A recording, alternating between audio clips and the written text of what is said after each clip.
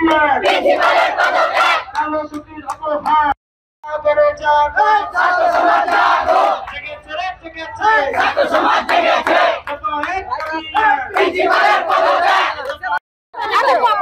বগুড়া কলেজের দ্বাদশ শ্রেণীর একজন ছাত্রী।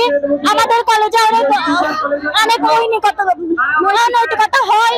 তারপরে আমাদের কলেজে বহিরাগতরা আসে, আমাদের কলেজে মেয়েদেরকে স্টিচিং করে বহিরাগতরা এসে, এইসব বন্ধ করতে হবে। তারপরে আমাদের কলেজে সবাই বেশিরভাগই গরিব ফ্যামিলি থেকে বিলং করে, আমাদের বেতন কমাইতে হবে। আমাদের কলেজে 300 টাকা বেতন দিলেও ছাত্ররা দিতে পারে না, যার কারণে বেতন কমাইতে হবে। আর অবৈধ প্রিন্সিপালকে বহিষ্কার করা হবে, পদত্যাগ করতে হবে।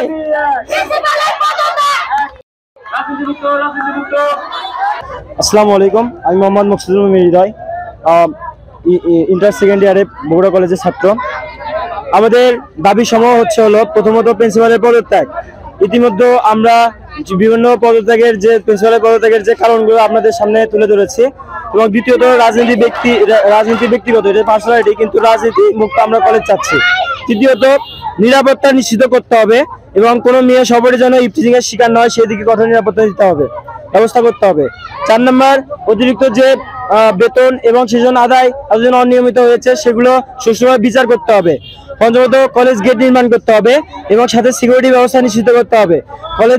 কলেজের যে বাউন্ডারি দেওয়াল, এটা দেওয়া হয়নি। অনেকবার সরকার থেকে আমাদের বাজেট দিয়েছিল, কিন্তু প্রিন্সিপাল এবং সভাপতি সব টাকা আত্মসাৎ করেছে, আমাদের কোনো কথা শোনেনি। এবং সপ্তম, কলেজে থাকতে হলে আমরা সবাই মিলেমিশে থাকবো এবং কলেজের অনৈতিক কর্মকাণ্ড বন্ধ করব। এবং 8 হচ্ছে কলেজের ক্যান্টিন নির্মাণ করতে হবে। 9, অতিরিক্ত ফি আদায় বন্ধ করতে হবে এবং বাৎসরিক আয় ব্যয়ের যে হিসাব, এটা আমাদের ছাত্রছাত্রী এবং অভিভাবকের উপর তুলে ধরতে হবে। এবং প্রত্যেক শিক্ষার্থীর দাবি মানতে হবে এবং তাদের মতামত প্রকাশ করার জন্য সুযোগ বাস্তবায়ন করতে হবে। এবং প্রিন্সিপাল এবং সভাপতি আগামীতে যারা থাকবে তারা যেন, আমাদের একটাই চাওয়া, তারা যেন সবকিছু কাজ করার আগে আমাদেরকে পারমিশন নেয় এবং আমাদের গার্জিয়ান যারা থাকবে তাদের কাছ থেকে সম্মতি নিয়ে কলেজের বিভিন্ন উন্নতিমূলক কর্মকাণ্ডমূলক কাজগুলো তারা করবে। এই হলো আমাদের দাবি।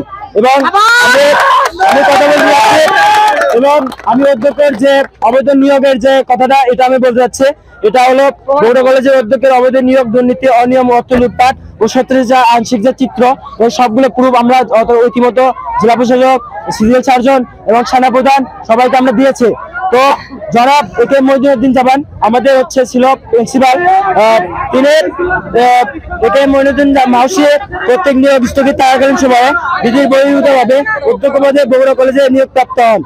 নিয়োগ প্রক্রিয়া বৈধ না হয় যে সময় তাদের আবেদনপত্র বন্ধ হওয়ার কথা ছিল, সেই সময় আওয়ামীপন্থী কিছু রাজনীতিযুক্ত লোকদের সাথে তিনি অবৈধভাবে প্রিন্সিপাল হন, যার প্রুফ আমাদের কাছে আছে। সাংবাদিকদের আমরা এর আগে দিয়েছি, আমরা চাইলে আবারও দিব। এবং 2 নম্বর, অবৈধভাবে নিয়োগপ্রাপ্ত অধ্যক্ষ হওয়া এবং তার চাকরি রক্ষার্থে আওয়ামী লীগ সরকারের নেতাকর্মীদের দ্বারা একটি কলেজ গভর্নমেন্ট বলে তিনি নিজভাবে তারা গড়ে নেন, যা আমাদের কলেজের শিক্ষক এবং যারা আশেপাশে যারা ছিল ও কর্তৃপক্ষ তারা মেনে নেননি। তারা জোর করে মন গড়া ভাবে একটা কমিটি গঠন করেছিল, যা আমরা ত্যাগ করেছি।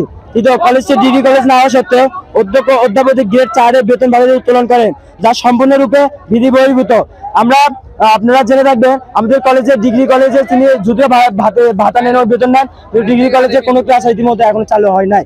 এবং আমাদের ইন্টারনেট সার্চ দিয়ে ডিগ্রি কলেজের ক্লাস একদিন নেওয়া হয়েছিল, এরপর আর করে নেওয়া হয়নি এবং কোনো নিয়োগও দেওয়া হয় না ডিগ্রি কলেজের শিক্ষকের জন্য। এবার 5 নম্বর, কলেজের বিভিন্ন প্রকার আয় ব্যয় যথাযথভাবে ব্যাংকিং হয় না, বরং নিজস্ব মতামতে কিছু শিক্ষক কর্মচারী দিয়ে অবৈধভাবে বিভিন্ন কমিটি গঠন করে লেনদেন কার্যক্রম পরিচালনা করেন, যা বেসরকারি কলেজ পরিচালনার বিধি বহির্ভূত। ষষ্ঠত, পূর্বের অধ্যক্ষ কর্তৃক নিয়োগপ্রাপ্ত 3 জন শিক্ষক তৎকালীন গভর্নিং বডি কর্তৃক কলেজ ফান্ড থেকে প্রতি মাসে বেতন ভাতা দিতে পাইতেন, কিন্তু বর্তমান এই অবৈধ অধ্যক্ষ এবং সভাপতির দায়িত্ব নেওয়ার পর আওয়ামীপন্থী সভাপতি সাখাওয়াত শফিক কেন্দ্রীয় নির্বাহী সদস্য ছিলেন আওয়ামী লীগের, তিনি যোগ সহযোগে তাদের বেতন ভাতা অনেক বছর যাবত বন্ধ রাখেন এবং আত্মসাৎ করেন, যা বিধি বহির্ভূত। ফলে শিক্ষকগণ তাদের পরিবার নিয়ে মানবতার জীবনযাপন করেছেন, যা আমাদেরকে তারা তখন বলতে বাধ্য হননি, এখন বলেছে। এবং সপ্তমে, অবৈধ অধ্যক্ষ এবং সভাপতি আওয়ামী লীগ ক্ষমতার দাপট দেখিয়ে কলেজ টিউশন ফি প্রায় 17 লক্ষ টাকা জোরপূর্বক স্ট্যাম্পে শিক্ষক কর্মচারীদের নিজ নিজ নামের পাশে টাকার পরিমাণ লিখে স্বাক্ষর নিয়ে উত্তোলন করে আত্মসাৎ করেছে, যা বহির্ভূত। অষ্টমত নয় দিগন্ত পত্রিকা 2রা মার্চ 2023 ও রূপবাণী পত্রিকা 9 দিগন্ত পত্রিকা 2রা মার্চ 2023, রূপবাণী পত্রিকা 28 ফেব্রুয়ারি 2023 তারিখ সহ ধারাবাহিকভাবে অধ্যক্ষ আত্মসাতের এই অভিযোগ প্রকাশিত হয়েছিল, যা আমরা প্রমাণ সহ জেলা প্রশাসক এবং সবার কাছে দিয়েছি, প্রশাসনের কাছে দিয়েছি। এবং নবমত অধ্যক্ষের সুবিধাবন্দী আওয়ামীপন্থী শিক্ষক আব্দুর রাজ্জাক, রবীন্দ্র বর্মন, গৌতম সেনকে দিয়ে কলেজের বেশিরভাগ অর্থ সংক্রান্ত কমিটি তৈরি করা হয়, যাতে অর্থ লোপাট করতে সুবিধা হয়। এমনকি তারা কলেজে উপস্থিত না হলেও যথাযথ হাজিরা কাজে উপস্থিত দেখানো হয়, যা কলেজ পরিচালনা অধ্যক্ষের প্রশাসনিক অধ্যক্ষতা স্বেচ্ছাচারী প্রমাণ হয়। দশমত প্রমাণ আছে আমাদের কাছে, যা আমরা প্রদান করেছি। দশমত অধ্যক্ষের ভুয়া নিয়োগের চেয়ার ঠিক রাখার জন্য শিক্ষক প্রতিনিধি নির্বাচন 2024-এ কলেজের বৈধ নিয়োগ প্রাপ্ত সরকারি লাইব্রেরিয়ান মোহাম্মদ ইনামুল হক নির্বাচনে অংশগ্রহণ করতে পারে না এবং ভোট প্রদান করতে না পেরে সেজন্য তাকে নির্বাচনী তফসিল ঘোষণার পূর্বে ভোটার তালিকা থেকে তার নাম বাদ দেন, যা স্বেচ্ছাচারিতার বহিঃপ্রকাশ। এটা একমাত্র সভাপতি এবং অধ্যক্ষের জানানো হয়েছে। 11ত কলেজের শিক্ষক কর্মচারীদের জোরপূর্বক মুজিব কোড পরিধান করতে বাধ্য করা হয় এবং এই মুজিব কোড তৈরি করার জন্য তৎকালীন সভাপতি অধ্যক্ষ রাজস্ব বোর্ড থেকে এবং জেলা প্রাথমিক শিক্ষা অফিসার সব জেলা প্রশাসকের কাছ থেকে প্রচুর পরিমাণ অর্থ লোপাট করেন।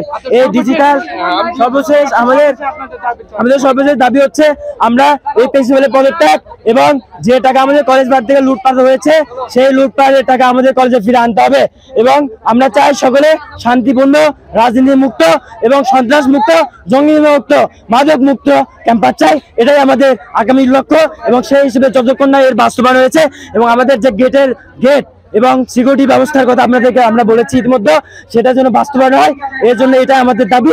এগুলো আমি বক্তব্য শেষ করছি। ধন্যবাদ সবাইকে। আসসালামু আলাইকুম।